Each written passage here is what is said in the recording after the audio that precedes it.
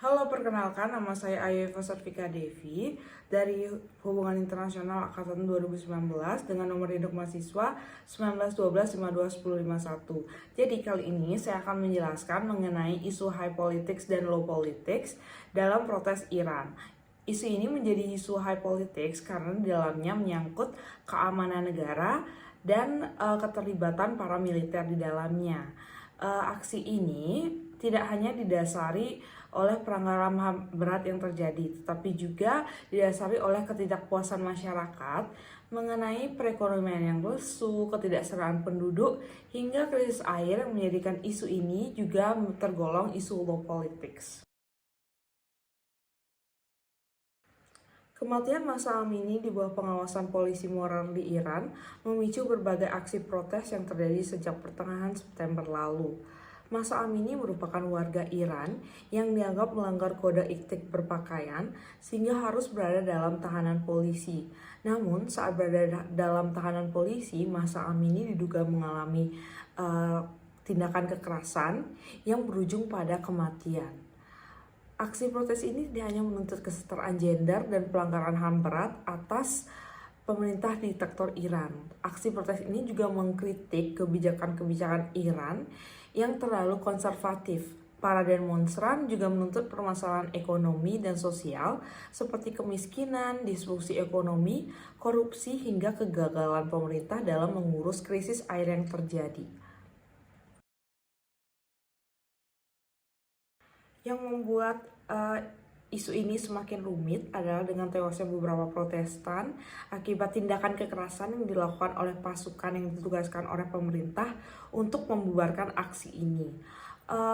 Pasukan keamanan Iran juga dibantu oleh kelompok paramiliter Basij, di mana kelompok paramiliter Basij di sini merupakan kelompok paramiliter pro pemerintahan pemimpin agung Ayatollah Ali Khamenei. Kelompok paramiliter ini mempunyai tanggung jawab untuk membubarkan para pendemo atas kematian Mahsa Amini. Pemerintahan di bawah pemimpin agung Ayatollah Ali Khamenei menganggap para pendemo ini merupakan perusuh karena mereka dinilai merusak fasilitas publik. Menurut laporan dari CNN, kekerasan yang dilakukan oleh aparat Iran memicu kerusuhan, di mana dalam kerusuhan ini memakan korban yang diperkirakan berjumlah lebih dari 300 orang, termasuk aparat keamanan. Kekerasan oleh aparat pemerintah ini juga dikabarkan menggunakan senjata api.